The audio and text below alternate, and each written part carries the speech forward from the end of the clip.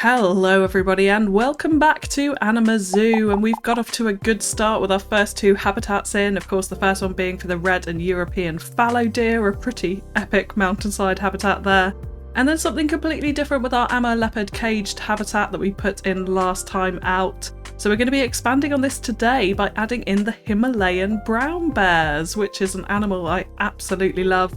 We're going to be adding a multi-level guest viewing area with underwater viewing and a big platform over the top where we're going to add in our first animal talk as well. So super excited to show you guys this build.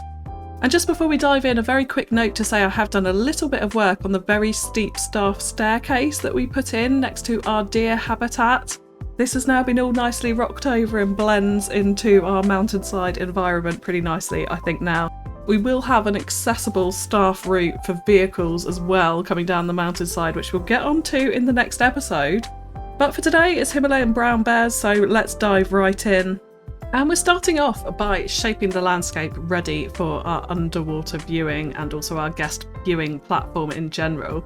So what I want from this is I want a very small pool, actually, nothing too major, that the birds can have a little dip in, because I think watching them underwater actually is a really underrated element of having bears in your zoo. I don't often see that many underwater viewing platforms for them, so I'm quite excited to show you this and hopefully get a shot of the bears swimming at the end. But I want this pool to also flow through into our lake that we're going to be terraforming in just a minute, which is why you can see that kind of small stream area that I put in. But for the main purposes of this, yes, I want this large platform above ground that the guests can look over this bear habitat. It's going to be sloped up the mountainside as our deer habitat was. It's situated right next to it. But then also with this small underwater viewing area underneath. So I just used a piece of wall to kind of guide where the edge of the path needed to go underneath our main viewing platform there. And then I had quite a lot of difficulty trying to decide where the stairs or the entrance were going to go down into this viewing platform. Ideally, like I've said previously in this zoo, I want everything to be accessible, but unfortunately, where we're restricted to this slightly smaller space, it was near on impossible to find a way to get anything other than stairs up here, which didn't look completely ridiculous.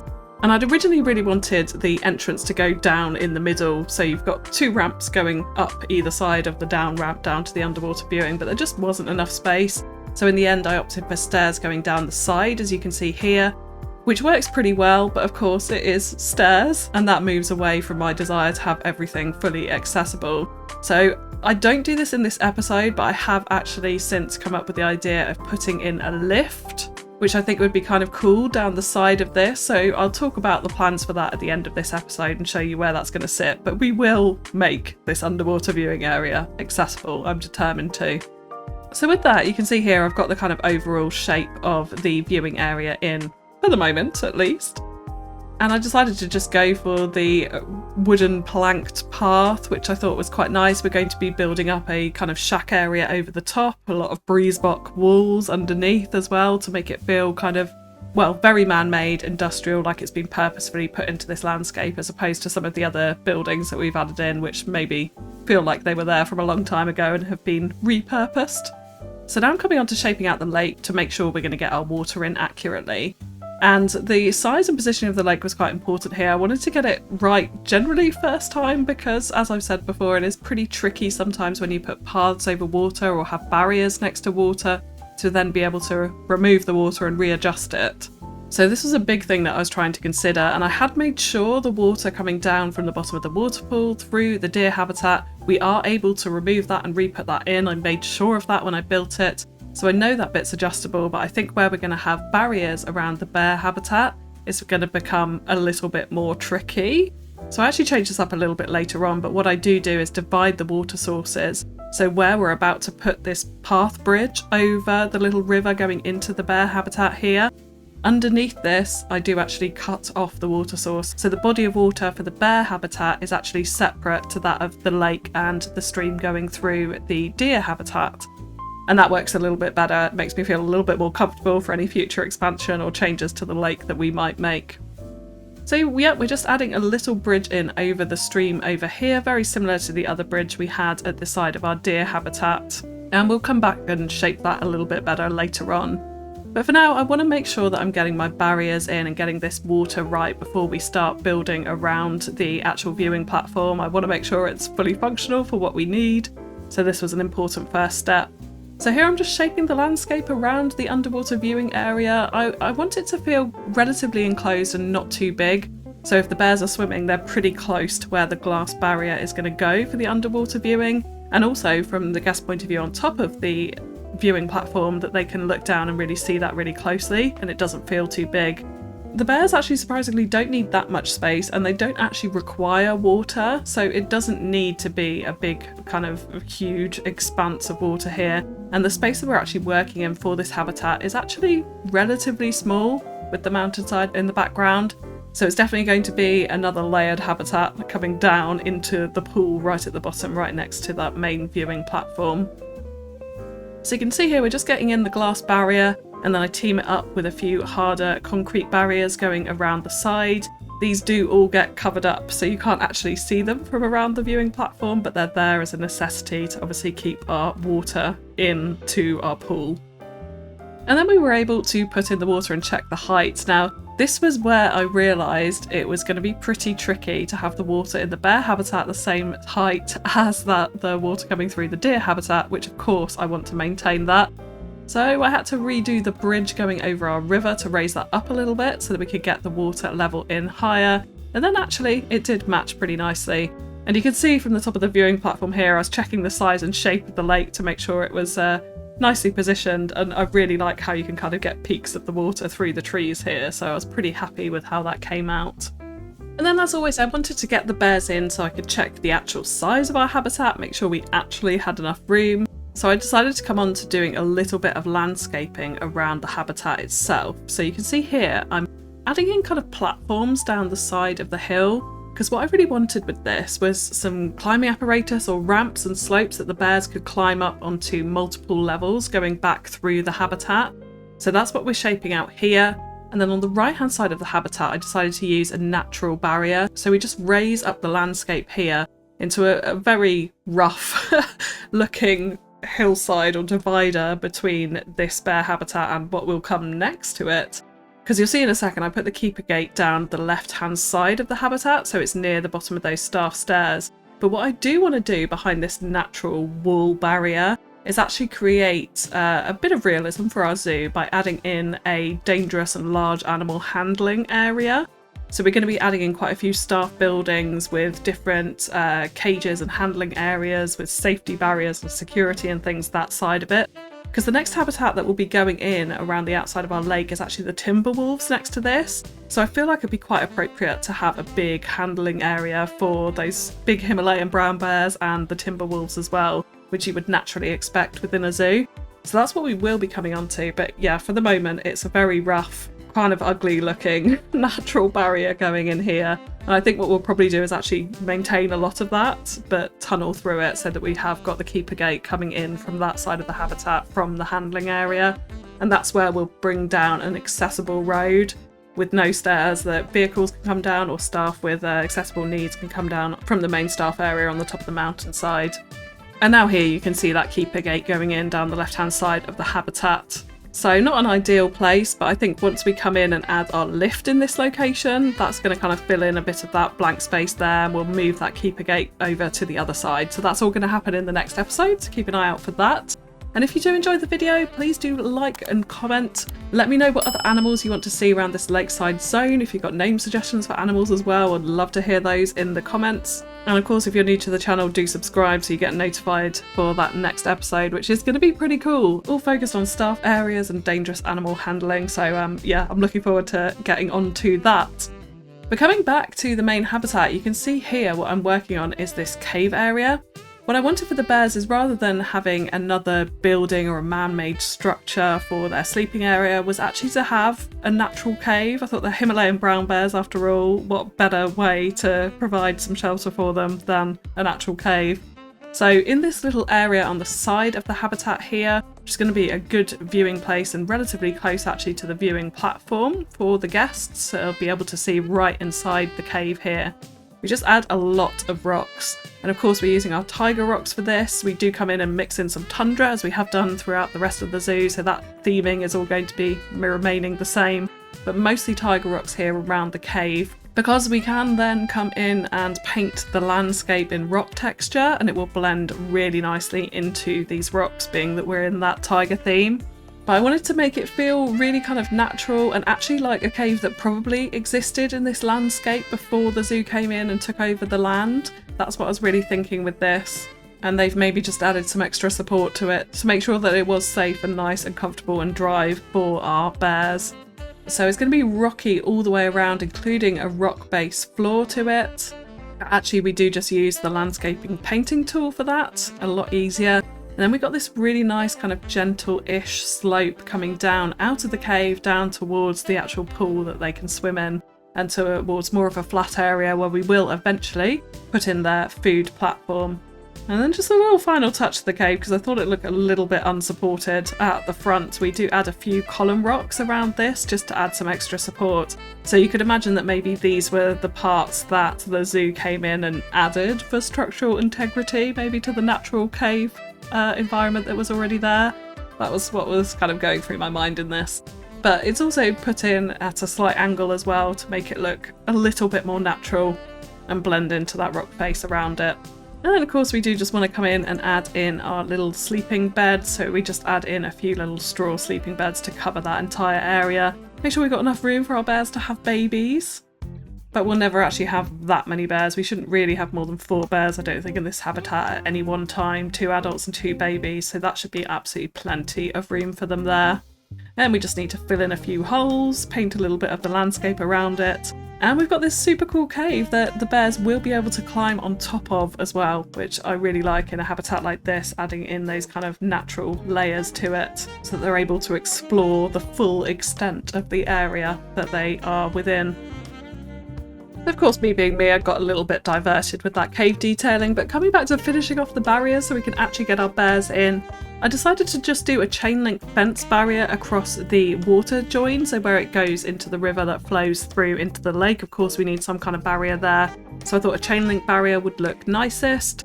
I also add the climb proof panels to the top of it to make sure the bears can't of course climb over these small elements of barrier, and I do also lower these down a little bit later so they're right on top of the water and the bears still can't escape from it, which is good news indeed. And then we go around and add our invisible barriers around the rest of the habitat, so really minimising the amount of actual hard barriers we're putting in here and very much creating this habitat out of essentially the natural environment around it. Exactly like our deer habitat, and that's going to be generally a running theme, particularly around this lakeside area where we're going to be doing lots more habitats similar to this that are kind of built into that slope, into that mountainside, going up and away from the lake. And then just before we do get the bears in, there's a little bit more landscaping to do to make sure all of the areas of the habitat are accessible, so they've got slopes in, they can climb up between each layer and get around the habitat nicely. And towards the end of the episode we do come in and add in climbing enrichment, other enrichment items, food of course as well, but I just wanted to make sure we definitely had enough room for our bears in here and that the habitat was a suitable size for them. And so just before we do come on to actually building out our viewing platform, you can see here what I mentioned earlier where I decided to divide the water up between the bear habitat and the actual lake area and the water flowing through the deer habitat as well. So I raised up the landscape here a little bit and we cover this all up with a lot of detailing later on. So I do put in some kind of waterfall effect elements under here so it feels like rapids are almost flowing underneath the bridge. Lots of rock work around it so you can't actually see it, but of course the bridge and the path are going over it anyway, so the guests aren't actually going to notice it at all, so I feel like it's alright from that perspective. And then yeah, we were able to separate these 2 bodies of water so that further down the line we don't get any issues if we're trying to expand out our lake area. And then finally I could actually join the lake up into the river coming from the deer habitat. I didn't want to have any kind of natural rock barrier here. I thought it would look a little bit strange. I really wanted that all flowing in as one piece, particularly because from the path the guests are going to be able to look up that river edge and into the lake. So I didn't want any visual barriers there at all. So now we have added in the bears, and you can see from the info view we have more than enough space. So yeah, it's actually surprising how little space these bears actually need, which I always think is interesting. And they actually don't have climbing requirements either, which is another thing I was slightly confused at. I genuinely had in the back of my head that they did need it, but maybe it's a different type of bear. You can let me know in the comments below. But yeah, the good thing about Himalayan brown bears are they are critically endangered, so this is going to be absolutely a feature animal in our zoo. And with that in mind, I'd definitely like to get an animal talk point in. Lots of space for the guests up in this viewing platform, because it's likely to be a very popular habitat indeed. Okay, so finally coming on to build out the viewing platform, and we're starting off by just using these very plain, very simple concrete blocks to essentially hide the top of the glass coming up from the underwater viewing platform. And because there's a bit of a gap between that and the upper deck, we need to hide that somehow. So I thought this big plain concrete block would actually be quite appropriate for it. Brings in a little bit of a lighter colour around the top of the underwater viewing area. And then for the main walls, I did decide to go for a breeze block build with lots of wooden pillars on the top half, creating kind of a shack shelter area for the guests. But the main body of the underwater area and all of the decorations around the building really being just plain breeze block.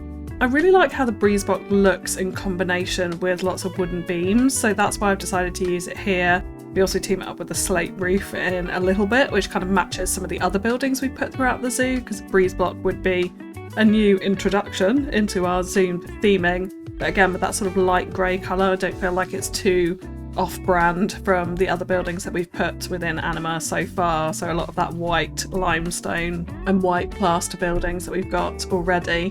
But breeze block I feel like is appropriate for this. Very man-made, nice and kind of simple. They're not going OTT with creating this, probably what would have been very expensive underwater viewing platform as it is. So yeah, we just frame round the entire underside of the building with these breeze block walls. And as I'm placing them in, I'm trying to hide the edges of the paths with it, which is sometimes something that proves a little bit tricky.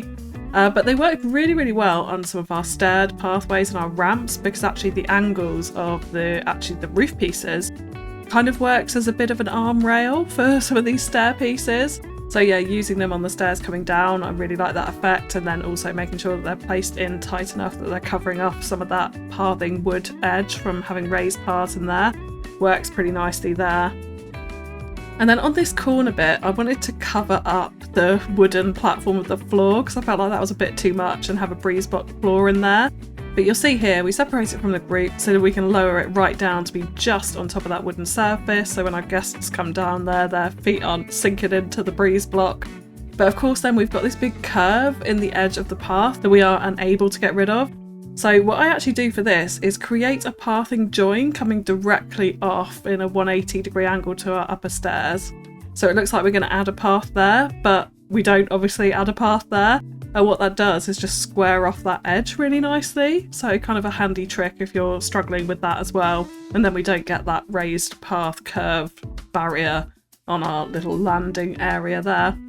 So yeah, we just continue on round the building with a whole bunch of breeze block walls, covering up our little stairway going down the side, so that's all going to be hidden from the upper viewing deck. You won't be able to see any of that section.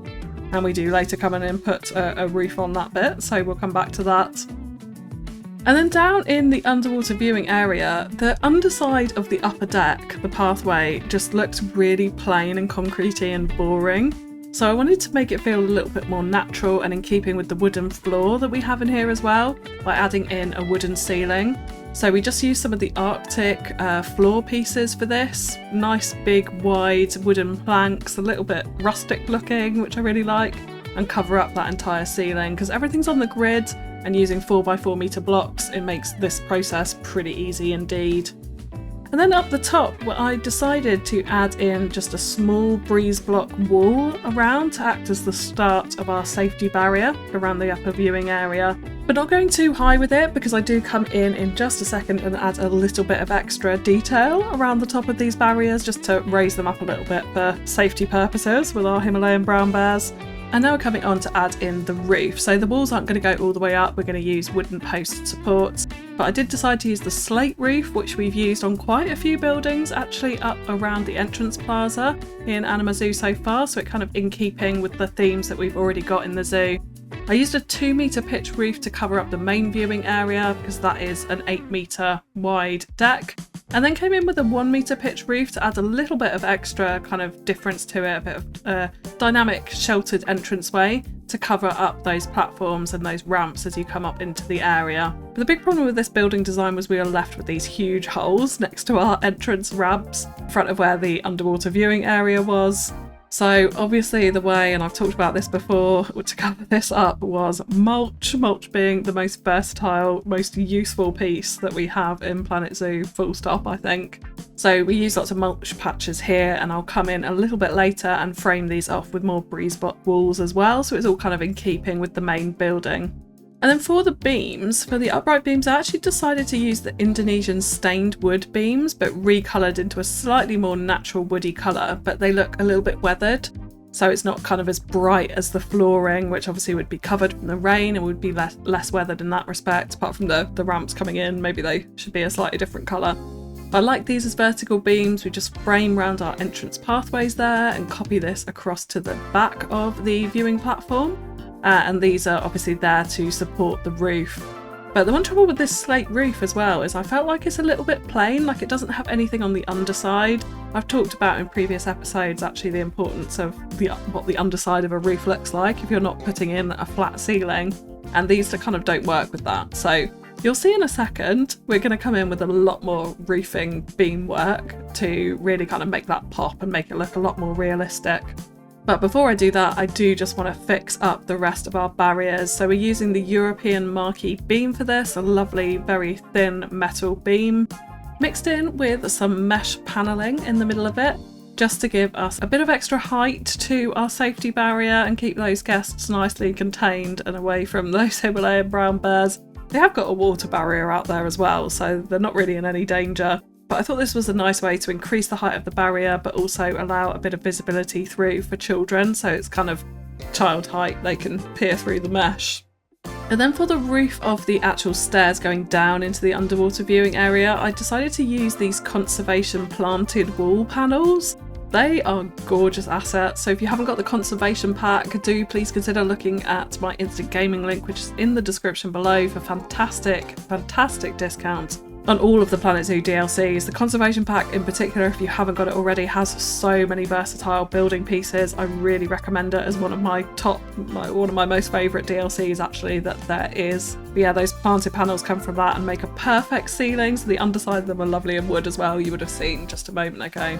And coming on to more of the roof beams, again we just use our same stained Indonesian wood beam in that same kind of naturally slightly weathered wood colour, to create a little bit more interest on either end of our building.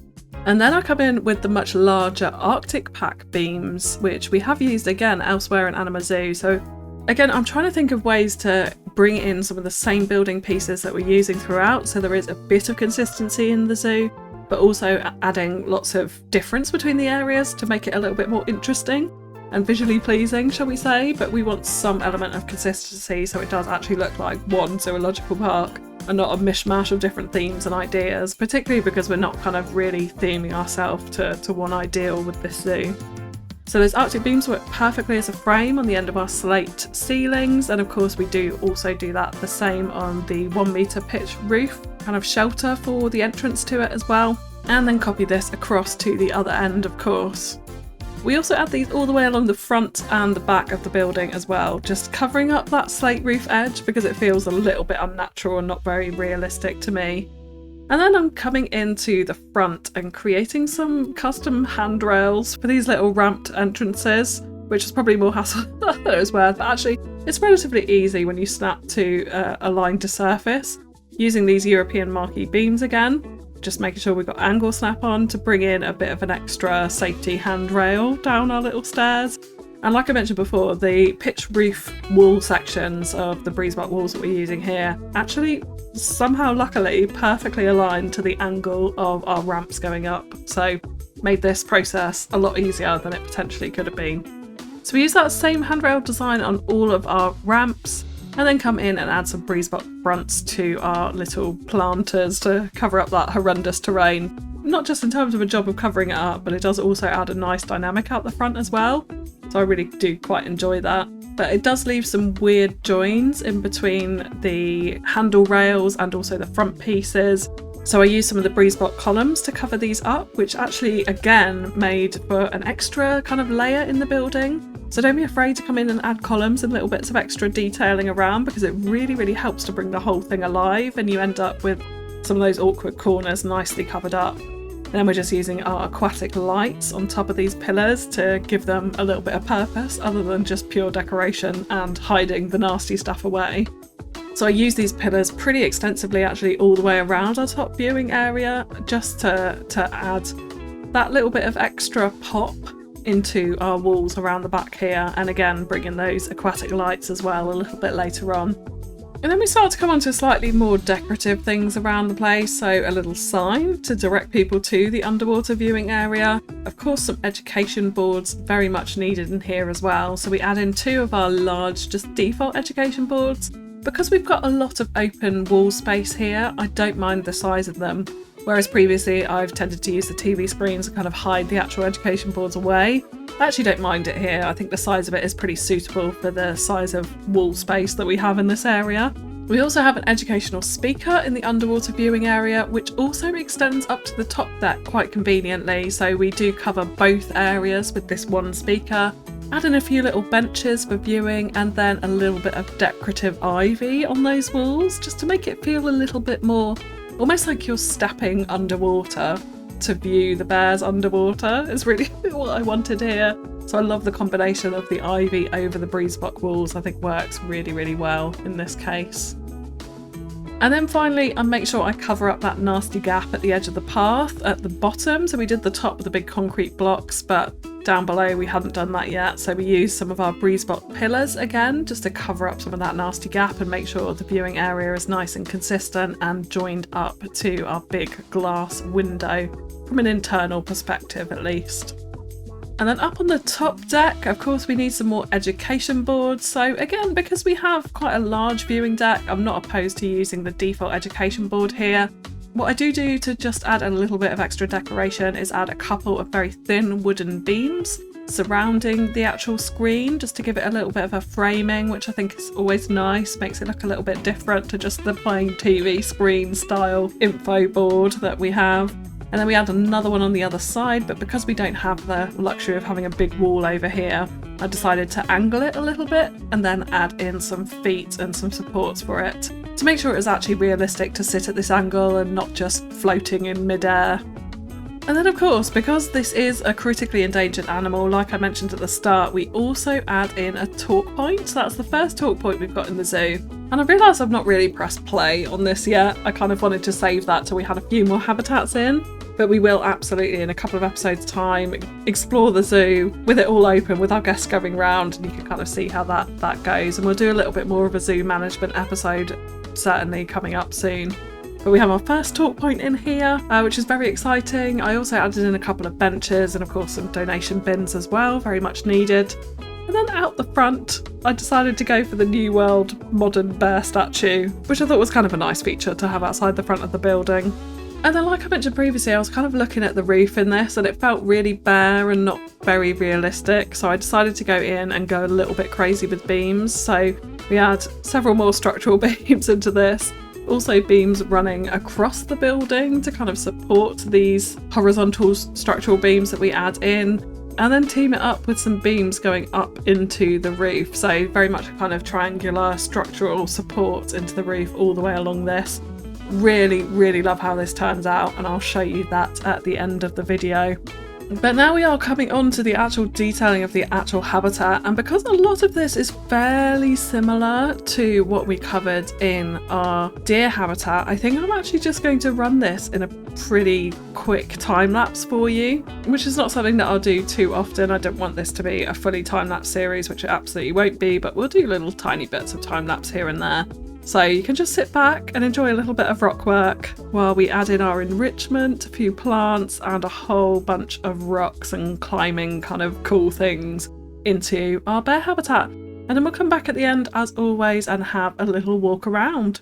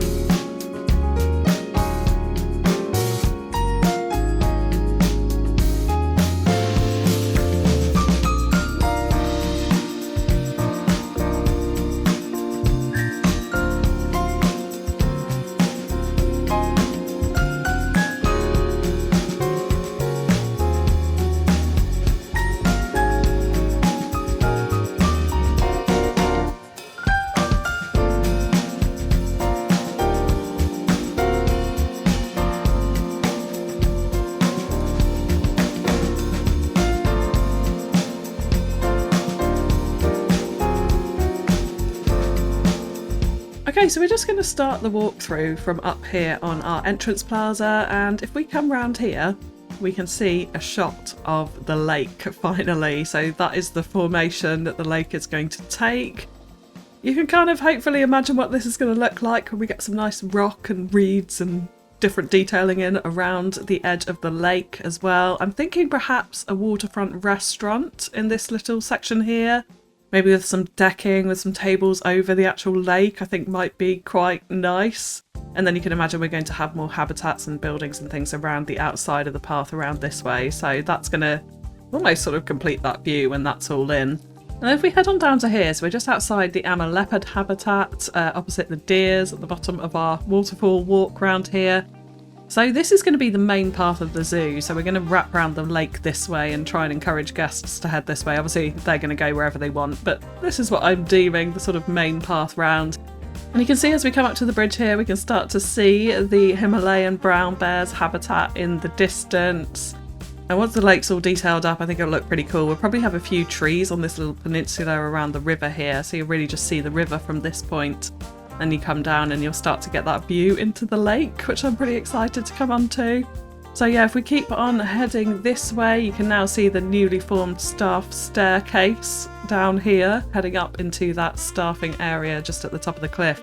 I love how this is hidden from guest view. You're not actually able to see it really from anywhere unless you kind of really sneak peek round the outside where the toilet block is up by the entrance. You're not going to be able to see it. So that's really what I want to try and achieve around as much of the zoo as possible, is very hidden staff service elements. And then if we come down here, I actually haven't hidden any staff path here because I don't believe guests would come down here to view because of the solid barrier anyway. But what I'm thinking here is we will have this as a guest path to access to our lift down to the underwater viewing. So there'll be a bit of an accessible route in here. But for the moment it is the staff gate. And we'll move that round next time. Oh, there's a bear. Hopefully we're going to get to see one swimming. So yeah, if we come back out of here, you can see I've just added in a nice little bit of foliage around this very natural path, which I really quite enjoy. We've got a couple of trees out the front. I used some more of these conservation planted wall panels in here, just to sort of differentiate from the mulch that we've got in the other flower beds, which I quite like. So you can kind of see down into that underwater viewing area down there. But really love how this building's turned out. It feels pretty cohesive. The breeze block actually has covered up some of those nasty path edges really nicely with the pillars on the end. Very, very pleased with that. And just before we go in, we'll come up over the bridge here. So the view really is quite hidden from this point, but as you come up onto the bridge, guests could stand here and have a look into the bear habitat. I've tried to cover up this nasty barrier as much as possible with a few little reeds and lily pads and things like that, and then we've got this big stone rock wall. So it's not much of a viewing point, but you do get a little kind of sneak peek into the habitat from that point. And then in these planters we've just added a little bit of grass, a few little extra arrowroot bushes, the blackthorn bushes, some bearberry bushes as well in here, just to decorate those out and leaving that statue very much as a key main feature. I've also introduced some of our information boards that we've got elsewhere in the zoo. Very plain and simple, but they do the job. They do the job. So let's come on in. And I think my favourite part about this is the beams in the roof. They really add a certain something to these very plain slate walls. I'm kind of thinking I probably should have continued the supports down this way actually. So maybe that's an adjustment that we could make at a later date. But yeah, this is it. So a couple of benches around the back, some donation bins. We've obviously got the talk point here.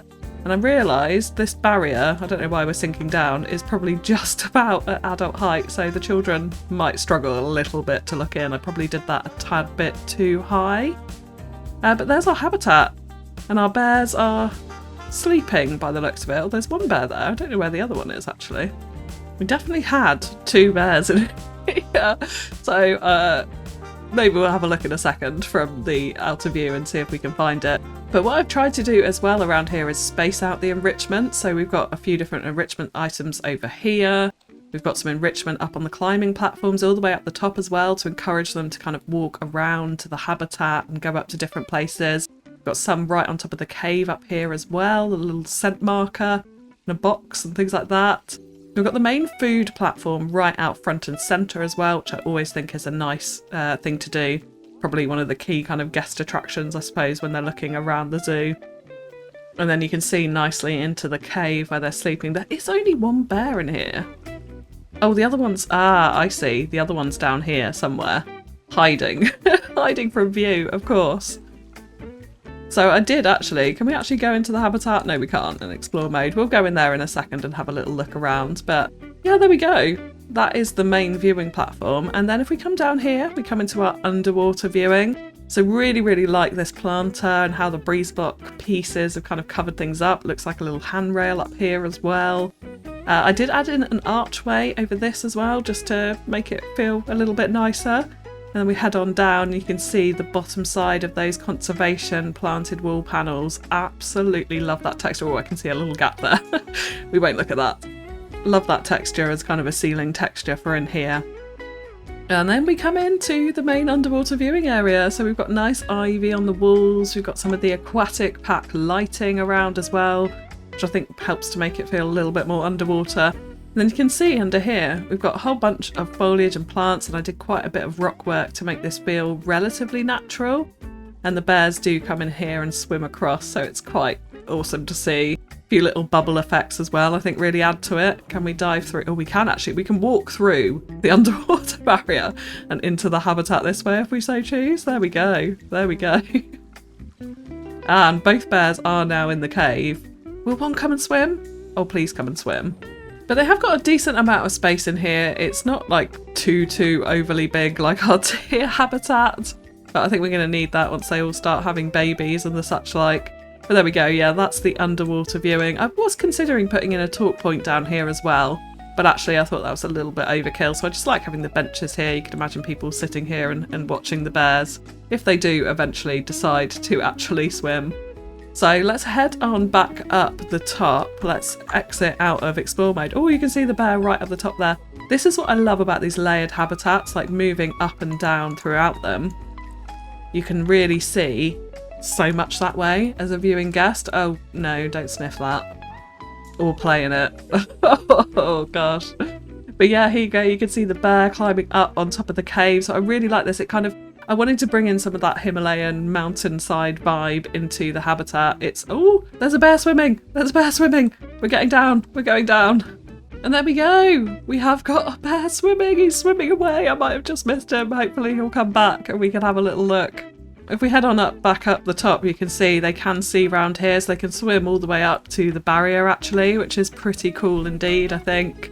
I absolutely love watching them swim. Like, such a huge animal, you don't really feel like it should be able to swim like that.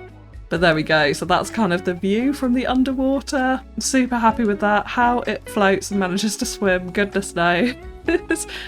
Oh, doing a little turn in the water. A little water dance for us, if you will.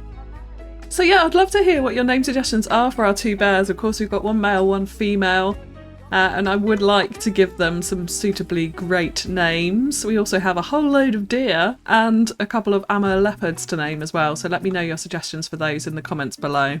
So yeah, this is the habitat from the kind of aerial view, so you can see the staff path going up here. Lots of work to do on this staff area in the next episode, and like I said, what we're going to do is bring a road around here which is going to slope down into a dangerous animal handling centre here, and then we'll have our timber wolves habitat in this side, so it will kind of serve both the Himalayan brown bears and the timber wolves. And then what we'll do is move that staff entrance gate so it's kind of tunnelling somewhere underneath this cliff. I'm thinking probably at this point here, so that they can get to and from the main habitat that side. That's my kind of thoughts for it in general.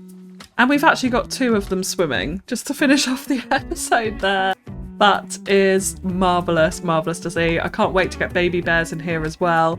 I will do some more episodes which are a bit more based on park management and that sort of thing as we get further down the line. Of course, we've only got 3 habitats in at the minute, so it's not a massive zoo, but we will definitely touch on more of that because I still want to be managing the game, but we're going to go for a little bit more creative flexibility when it comes to designing our habitats. So for today, that is going to be it. If you have enjoyed the video, likes, comments and shares are really greatly appreciated. Don't forget to subscribe so you get notified when we do that big staff and dangerous animal handling area next time out. But that is all from me for now, so thank you so much for tuning in. I'll catch you again next time. Bye bye.